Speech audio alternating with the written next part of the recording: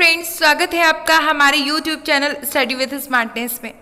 हम पढ़ेंगे गणितीय शिक्षण शास्त्र से संबंधित महत्वपूर्ण प्रश्न जो आपके शिक्षक भर्ती अदर एग्जाम के लिए बहुत ज़्यादा इंपॉर्टेंट है। तो आप कॉपी पेन लेकर बैठ जाइए और इन सारे क्वेश्चन का एनालिसिस करते जाइए कि आपको कितना आ रहा है।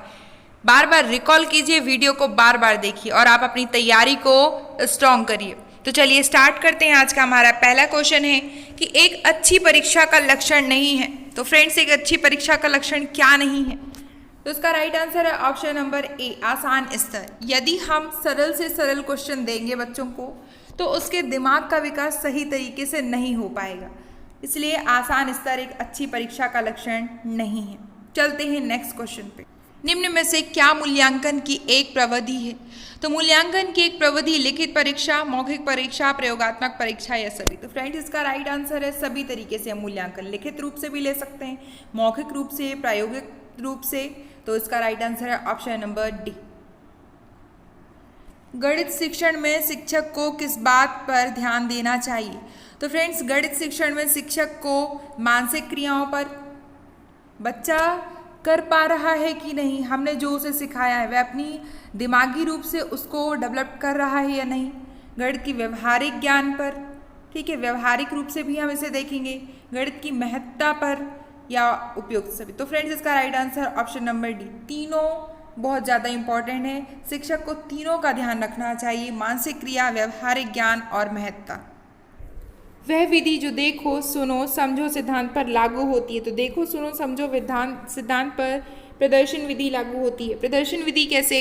यदि हमें बच्चे को कुछ सिखाना है तो हम उसे नाटक के माध्यम से सिखा सकते हैं, उसे एग्जाम्पल के रूप से, कि नाटक कराकर हम वहाँ पे वह देखेगा भी, सुनेगा भी और समझेगा भी। तो यह विधि प्रदर्शन विधि कहलाती है। गणित शिक्षण से संबंधित मॉडल है। तो गणित में हम घन भी पढ़ते हैं, पिरामिड भी पढ़ते हैं, शंकु भी पढ़ते हैं। तो फ्रेंड्स, इसका राइट आंसर है option number D. Next question है कि अंक गणित को अधिक व्यवहारिक बनाने के लिए किया जाना चाहिए। तो अध्यापक की देखरेख में स्कूल में एक दुकान का आयोजन करना चाहिए, बिल्कुल सही है।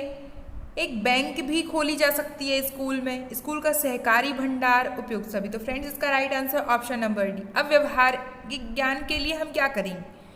एक दुकान के माध्यम से बच्चे को एक एग्जाम्पल के रूप से, क्योंकि जो देखता है वह ज़्यादा समझता है, एक बैंक के माध्यम से एक एग्जाम्पल हो जाएगा, सहकारी भंडार स्कूल का उसे समझाकर। तो व्यवहारिक ज्ञान जो है अपने व्यवहारिक जीवन में ज़्यादा से ज़्यादा देखेगा, उपयोग करेगा। तो फ्रेंड्स, इसका राइट आंसर है ऑप्शन नंबर डी। विचार विमर्श का महत्व है। तो विचार विमर्श लिखित परीक्षाओं में, मौखिक परीक्षाओं में, प्रयोगात्मक परीक्षाओं में या सभी। तो विचार विमर्श जो होता है मौखिक परीक्षाओं में होता है, ओरल में ज़्यादा विचार विमर्श बात करेंगे आपस में हम, है ना। तो विचार विमर्श का जो महत्व होता है मौखिक परीक्षा में होता है। किसी विशेष परिस्थिति में किसी दिए गए सामान्य सिद्धांत को लागू करने की क्षमता। तो हमने विशेष परिस्थिति के लिए हमने क्या पढ़ा है? निगमन विधि। निगमन विधि जो कि विशिष्ट से सामान्य की ओर होती है, ठीक है फ्रेंड्स। उसका राइट आंसर है ऑप्शन नंबर सी। मूल्यांकन क्या है? तो मूल्यांकन बच्चे के व्यवहार में परिवर्तन लाना है, विद्यालय की सुंदरता को बढ़ाना है, ए बी दोनों या इनमें से कोई नहीं। तो मूल्यांकन जो है बच्चे के व्यवहार में परिवर्तन लाना है कि बच्चे ने उसको कितना अपनाया है, कितना वह उसका उपयोग कर रहा है। बच्चों के वर्गीकरण और कक्षा उन्नति के लिए निम्न में से कौन सा मूल्यांकन अति आवश्यक है? तो बच्चों के वर्गीकरण, कक्षा उन्नति के लिए सतत मूल्यांकन आवश्यक। सतत मूल्यांकन कैसे? कि यदि हम उसे नियमित रूप से उसका मूल्यांकन करेंगे, उसने कितना सीखा है, क्या सीख रहा है, कहाँ कमज़ोर है, तो उसकी उन्नति को हम देख पाएंगे। फिर उसके रूप से इस तरीके से हम उसका वर्गीकरण कर पाएंगे। तो फ्रेंड्स, इसका राइट आंसर है ऑप्शन नंबर बी, सतत मूल्यांकन। नेक्स्ट क्वेश्चन है कि गणित है, गणित किसके लिए है? व्यापारी के लिए, अध्यापक के लिए, विद्यार्थी के लिए या सभी के लिए? तो फ्रेंड्स, इसका राइट आंसर है ऑप्शन नंबर डी। व्यापारी भी उपयोग करता है, अध्यापक भी करते हैं, विद्यार्थी भी करते हैं। तो इसका राइट आंसर है ऑप्शन नंबर डी। पाठ्यक्रम में गणित के विषय का महत्व है। तो पाठ्यक्रम में गणित के विषय का बौद्धिक महत्व है, बौद्धिक रूप से हम गणित का प्रयोग करते हैं। बालक को गणित सरल एवं रुचिकर लगे, इसके लिए अध्यापक को कौन सा उपाय अपनाना चाहिए?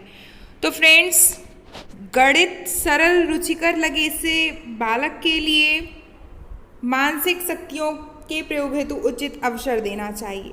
ठीक है, तो इसका राइट आंसर है ऑप्शन नंबर ए।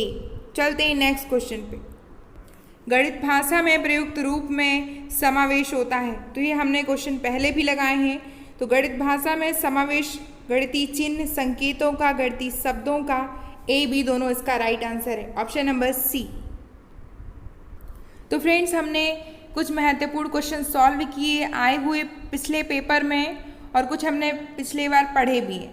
ठीक है, ऐसे और भी अपनी तैयारी को स्ट्रॉन्ग करने के लिए, बार बार रिवीजन करने के लिए वीडियो पर बने रहें। चैनल को लाइक करें, शेयर करें, सब्सक्राइब करें। Thanks for watching. जय हिंद।